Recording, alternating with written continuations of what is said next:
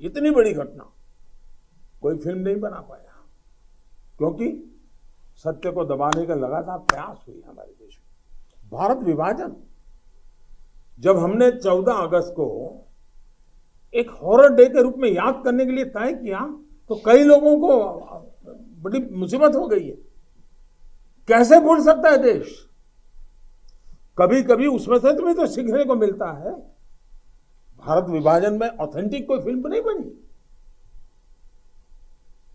और इसलिए इन दिनों आपने देखा होगा कश्मीर फाइल फिल्म की चर्चा चल रही है।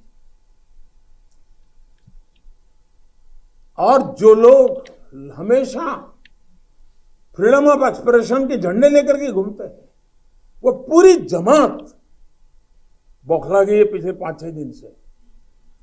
और ये फिल्म का तथ्यों के आधार पर, आर्ट के आधार पर उसकी विवेचना करने के बजाय उसको डिस्क्रेडिट करने के लिए बड़ा मुहिम चला है। आपने देखा होगा एक पूरी इकोसिस्टम, कोई सत्य उजागर करने का साहस करे, उसको जो सत्य लगा उसने प्रस्तुत करने की कोशिश की, लेकिन उस सत्य को न समझने की तैयारी, न स्वीकारने की तैयारी है, न ही दुनिया इसको देखे इसके लिए उनकी मंजूरी है।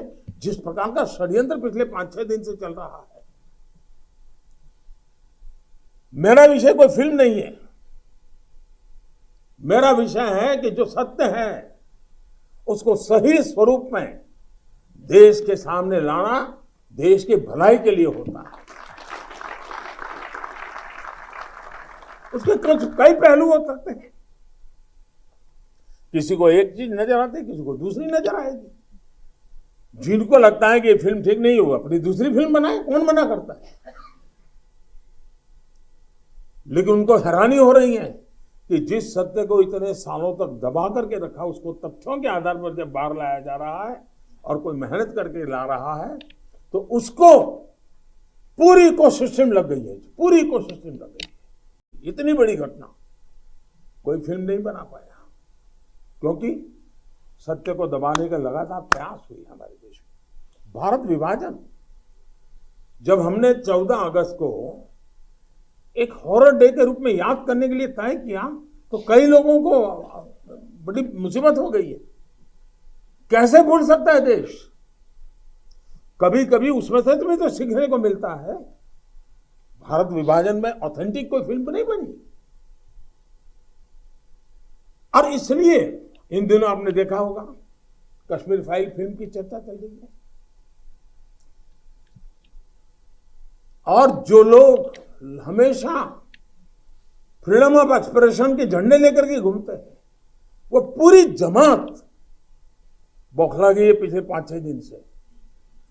और ये फिल्म का तथ्यों के आधार पर, आर्ट के आधार पर उसकी विवेचना करने के बजाय उसको डिस्क्रेडिट करने के लिए बड़ा मुहिम चला है। आपने देखा होगा एक पूरी इकोसिस्टम, कोई सत्य उजागर करने का साहस करे, उसको जो सत्य लगा उसने प्रस्तुत करने की कोशिश की, लेकिन उस सत्य को न समझने की तैयारी, न स्वीकारने की तैयारी है, न ही दुनिया इसको देखे इसके लिए उनकी मंजूरी है। जिस प्रकार का षड्यंत्र पिछले 5-6 दिन से चल रहा है।